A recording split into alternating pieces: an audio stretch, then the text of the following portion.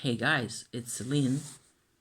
Attempt number 4 at vlogging because life has been so confusing. I know, okay? I know if I am to make this work now, I should just go straight to the point of what is going on in my life, what is really going on. And because that's the only thing that I am capable of really sharing at this moment. I cannot do, apparently, videos about other things at the moment. So hence the fact that I haven't really been on my channel that much. I've been going through a lot of sort of deep psychological changes lately. And it means that I am the strange thing is I don't really feel all that vulnerable. I just feel like everything is really new now. It feels like I have to retrain muscles, if that makes any sense, to speak, to be a person. So I guess the work I have done, the psychological and self work and so on that I have done, actually accomplished something. Otherwise, I wouldn't be so hesitant, and so confused.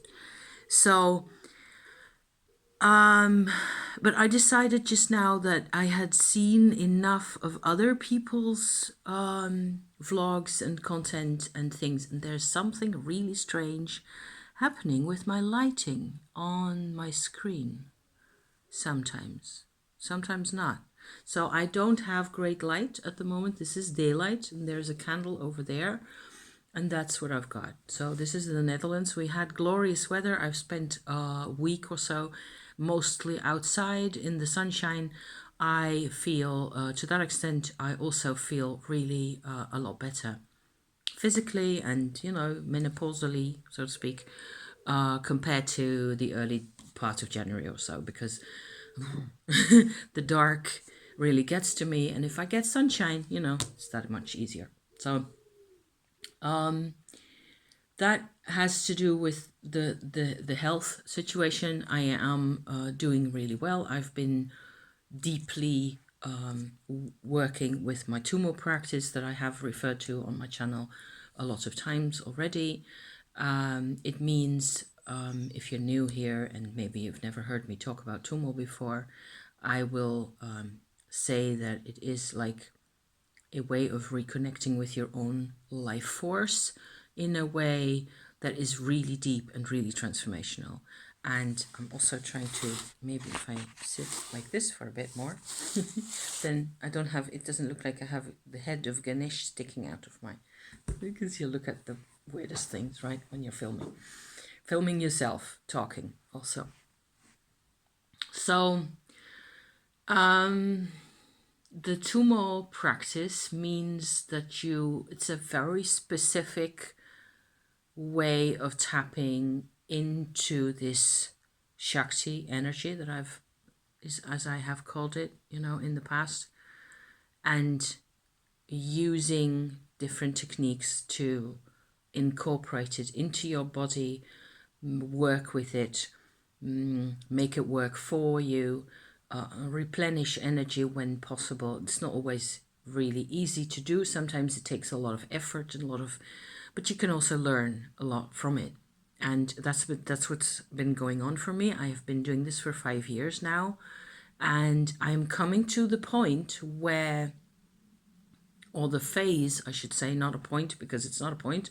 It's a process over the past 6 months or so, where all this energy inside me is sort of pushing to the outside everything that doesn't really belong in my personality. That's a very simple way of saying something that has actually been really painful sometimes. And what happens then is that you lose a certain set of, or I am losing, I should speak for myself here, I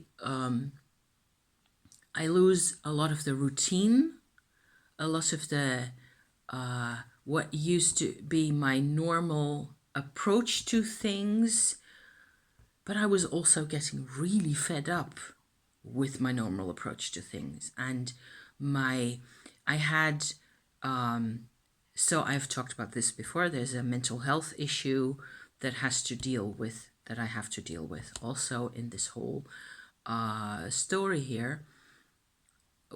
It boils down to getting a lot of moments in my life where I feel really dissociated, or I used to feel really dissociated, up to depersonalization, really. And these are terms nowadays, thank goodness, that we know what they mean. They're on Wikipedia. You can actually look those up nowadays. So it looks like from the outside, if I try to describe what my life is like nowadays for somebody on the internet who has no clue who I am, or who might be interested in this kind of content, it looks like I have been buried myself underneath so many layers of defenses, and defenses and what I tend to call like frozen areas and traumatized and scar tissue and whatever you want to call it, inertia, lack of motivation, all sorts of layers upon layers of time spent in certain ways, routine and pain, and also numbness. A lot of it you don't even feel as pain necessarily. And working with the Shakti energy, or the Tumo energy as I want to call it always, it means everything comes to life. So you're often, put through the process of actually feeling what it was that was traumatizing. And it turns out that what I've experienced as traumatizing, yes, I had to cough, so yeah. What I experience, what my experiences myself have been like, they aren't the same, of course, experiences as my parents, for example, or my other family members who have stories of their own. And when you're a kid and you grow up with people who are traumatized and dysfunctional, what you inherit is not only the pain and the numbness and the dysfunction, but also their patterns of looking at things and their ways, my mother's ways of prioritizing. So all that, it's like it's like a couple of yards thick concrete layer on top of everything else. And I have used a lot of tools to get through this, get through to finally come to a point recently more and more to experience my own life in the now, okay? To feel alive, to feel like I am a person, like I can engage with the world. I actually can do a lot of things, I don't have to just sit in this very small, tiny, dark corner and wait out my time without engaging or anything. But it's still, so there's been a few for me very powerful changes in this, where it looks like getting the energies to come into finally these parts of me that have been inert and unchallenged and uninvited all this time. It's changing now. since so for this whole period of like 6 months or so, especially over this period of time, I have started to feel on a more personal level that things are engaging me, that I am being challenged and invited to come out into life finally. And I don't know if you can tell from the sound of my voice, but this is actually incredible. It feels better late than never. I mean, I will be 59 years old, okay, and I am changing. It's crazy. And so that's what I have to say. Everything I am showing today or sharing today sort of fits in with this, that I didn't think it was possible. And it's only very recently, over the past couple of weeks, that this level of understanding what's been going on and the sort of clicking into place of the parts where it is actually me that my life is wanting. It's very slow. But I've also been helping myself to get this done, to get this where I am going to finally, eventually grow up from the impossible situation I was in. And so if I don't really know how applicable my system or set of systems with the Tumo and the tarot and all that stuff is to another person. I guess we will just in the future have to find out at some point. If I write it all down, if I publish a book, if I make more videos, yay, why not? I might as well. I mean, I can obviously, at this level at least, do the talking to the camera where I am giving you my thoughts as they are. And I do it, this is how I do that. So, yeah. I've never really felt the necessity to make a script beforehand, because I don't really like it myself when people are reading aloud off of a screen like that. It always looks less alive to me. It looks like their attention is caught up in the reading of the thing that they made beforehand, which is fine if it's about transferring information at one point. But this is not me, okay? So I do things a bit differently. I always have to be weird. I don't know. I swear. The weirdness for me which is why I always don't know whether anything I do is really applicable to other people. I really have a very weird life, okay? I have weird solutions for weird problems, and there you go. That's all I can. So if you have really weird problems, maybe this is the place. I don't know what else to say. Something slightly less weird, okay, than the other, than the energy work and the deep searching and all that. But very relevant to me is this here. I don't know if I shared it already. I think I did. But I have also finally used this. So I love drawing and painting, okay? In all sorts of media, inks and pencils and markers and everything.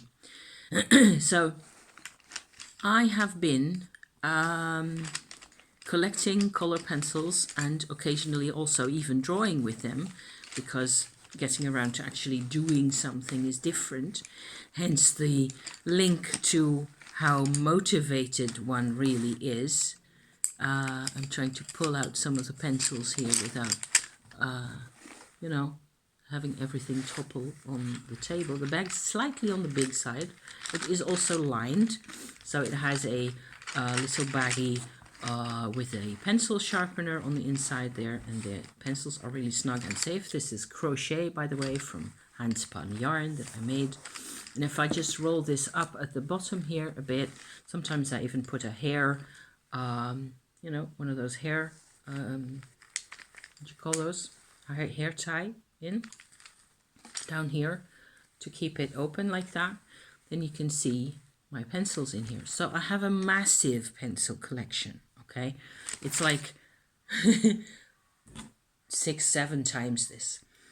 And I have decided at one point recently, I think in November, December somewhere, I was buying little boxes of color pencils again, the really basic kind. I have got some really fancy ones in here, just a couple, like these nice English ones, and I have French pencils. I mean, they're all of those are really good, but I have too many colors and too many tints and shades, like really subtle shades and browns and earth tones in all sorts of, and I hated the fact that I have a massive, like this much of a collection, you know,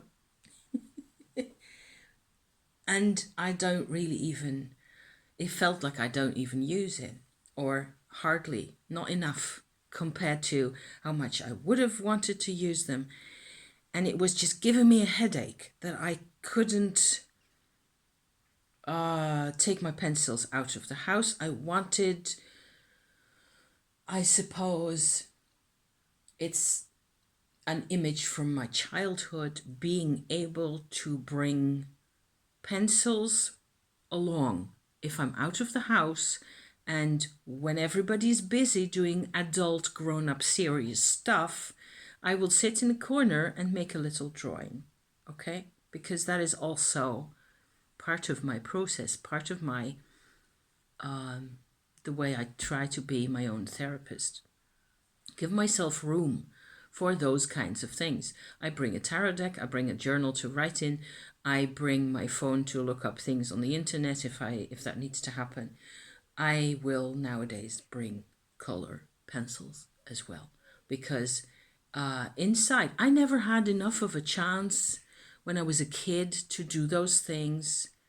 And I suppose if I think back on it, it just hurts, you know, looking back at myself at 7, 8, 9 years old, having very little stability in my life. I mean, to some extent, my back history is comparable to a person who's been adopted or fostered in different homes, and that kind of a situation. And I always feel like I don't really have a what's that called? I'm not entitled to compare myself to people in that kind of situation, because I did mostly grow up with my own mother. But, you know, yeah. Anyway, pencils, okay? It gives me something to hang on to. I bought 2 sets, one in 22, I think, and one in 23, 24. I don't remember, there was a bit of time period between them. And they are the really basic, very simple rainbow set colors, you know? And these are like triangular. I don't know if you can see that, like that, in section. And there's the other group that has this kind of a section. Let me see. Like, what is a normal pencil? There you are. Like the hexagonal kind of a section. So there was like a dozen of these and 2 dozen of these very cheapo pencils. Turns out that they're actually really nice to work with. And I put a couple of pieces of paper in here, and not unimportant, I have a handful or a few of these fluorescent colors. There's a orange one and a pink one, a yellow and a green. And I'm kind of looking forward to finding, maybe there's more, I don't know. more other types. I suppose, is that the yellow one? Yes. And here is the green one. So these, it turns out, they combine. For me, I love drawing these in with the other colors, you know, with the other purples and round browns and pinks and what have you. Tons of fun. And it has actually worked for me. Bringing this along, I made a box for myself where I can put in my little drawings and paintings that I made. This one's actually a bit big for the box, but these are the size little drawings, and the lighting that we're having at this particular moment in time just doesn't really do them justice, but this one's fairly convincing. If I move my face out of the frame, the whole color changes. Isn't that funny? So maybe that happens for this one as well. I'm having so much fun, as you can tell, right? I mean, this is just me having crazy fun with all the colors. And I'm connecting this into myself, where everything else I do in my life, everything else, it turns out, if I think about it, everything else I do in my life is grown-up stuff. It's adulting. My spinning, I do a lot of spinning of wools and alpaca and silk, and I've got these gorgeous, you know, little spindles that I did, which is kind of nearly a child's toy, but it's quite serious because you can make quantities with this. And I turn the thread that comes out of this once it's plied into crochet and or knitting, and I have a spinning wheel here, I have a spinning wheel upstairs. I love that, but it's rather grown up, you know. And tarot, which is the other love of my life, other than my husband, that is. This is a tarot deck that I've had out again recently because of watching people, you know, Giselle at Mad Witch, with all her creative videos that she's making lately. She was having Tarot de Marseille out, and this is my sort of a more or less relevant to that kind of a tarot deck. I have been using this tarot set as well, which is another trip down memory lane. I made this a few years ago. The bag itself is actually quite a bit older, and I lined it with nice colorful fabric. So these are references for me to my inner child need for rainbows. Okay, I need to have rainbows in my life, it turns out. And there's this little boho kind of a baggie with a set of oracle cards that I made, but inside the larger bag here we have a tarot deck that I got from, what is that, a British museum, I think, collection online that has photographs of each, or scans I should say, of each of these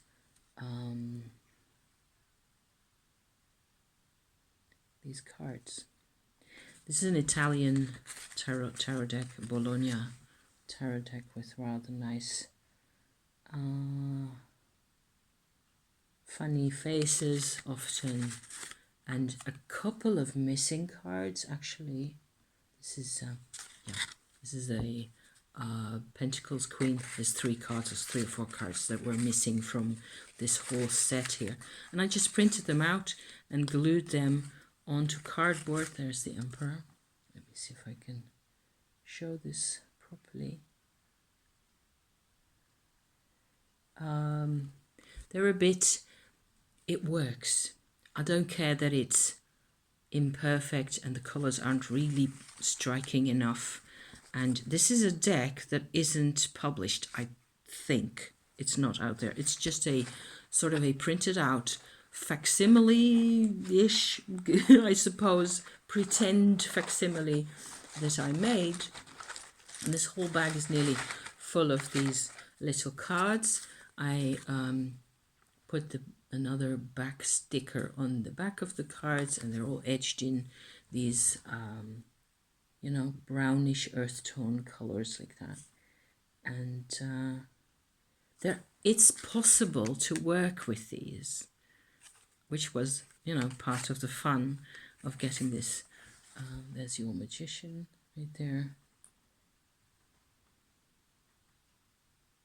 So what I have in here is my spread cloth and a couple of gemstones, bits of amber and things. And nowadays I have another oracle, you know, nice pretty amber pieces, like, so I'm trying to show them that you can actually see them in the light. So these three live in here and so on. And these, so this comes rather close to childhood, to my childhood kind of a mindset, I suppose, where this is from my computer, photographs and images. Not of all of them are easy to distinguish. That's my mum actually. Can you see that? Let me see if I can make it focus on the figure on the card. There you can see her a little bit. Well, some of these aren't. The thing was, I wanted photographs that actually show a lot of detail. There's a nice little stream in the forest in France where we used to visit regularly, go camping also. And I just put you can actually see it fairly well on this card, the first one here. The edge of so it's two photographs, okay? There's a photograph of a rainbow that is the background of the card, of all the cards, the same. And then there's a little keyword, sort of a slab at the bottom there. And there's a photograph up here. And the photograph you can manipulate in the, you know, program that I was using. You can just make it look like it is a sort of a glassy medallion or some enamel-y looking surface of some kind. So all of these photographs, all of these images have some kind of edge along the outside of them. And here's another, for example, where you can see the white edge around the two sides, like here, for example, and over here. So that makes it look like it's inside a glass or enamel or porcelain, I don't know, kind of a surface, substance of some sort. I thought that was just really cool to work with. And I have a little photograph of a Black Madonna in France that we visited a couple of times, which is a really powerful statue. I have photographs of places in nature. I have, the moment I'm in the frame, the card isn't going to show properly. It has trees, lots and lots and lots of trees, and paintings and drawings and crystals and whatever I liked, you know. If I look at it now, this whole collection, it's like a jumble, and I don't even know how many cards there are. Well over 50, I think.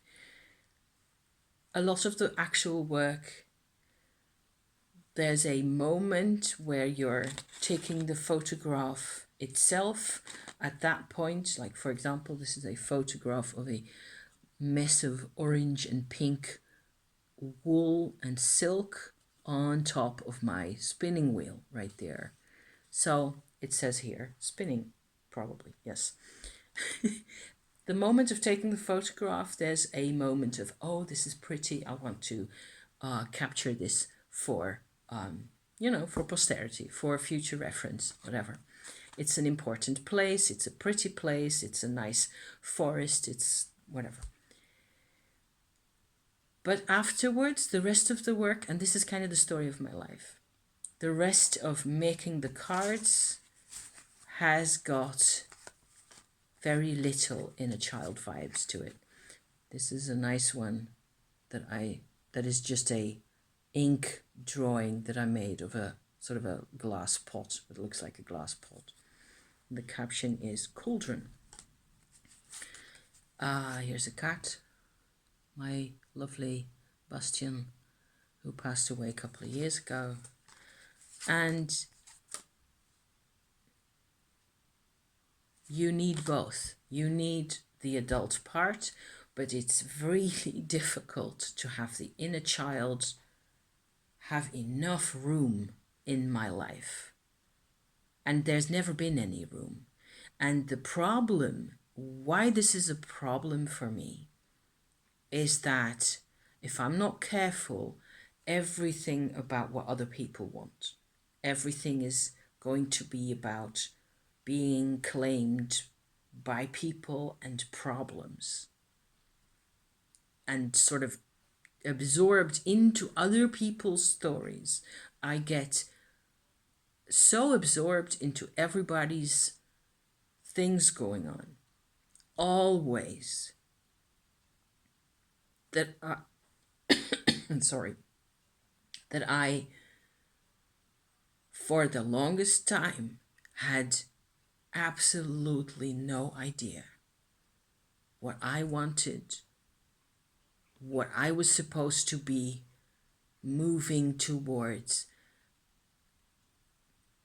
I think I judge myself for being passive and lazy and uninterested and unmotivated, but it's not true.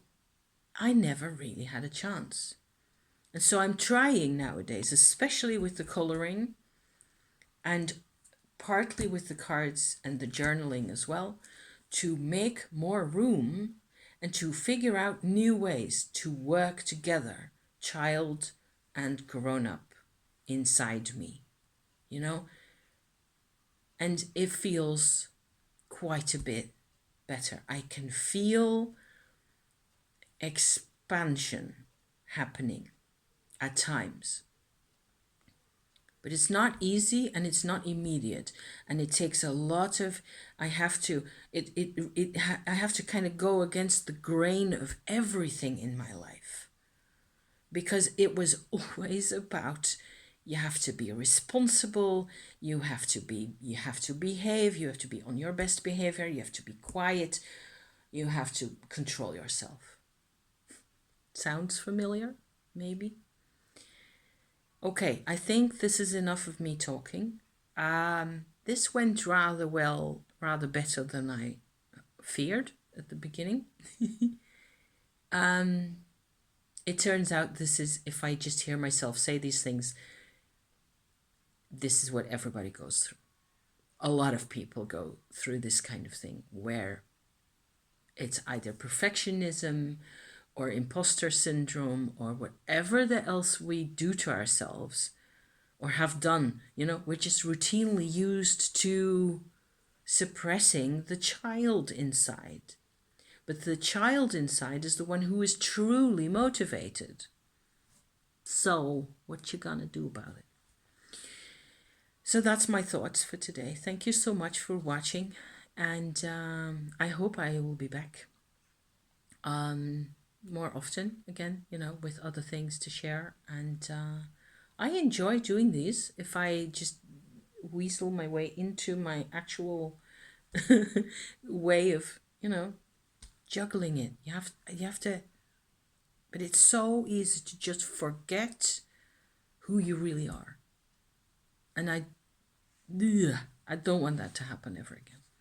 So thank you. See you next time. Okay, bye for now.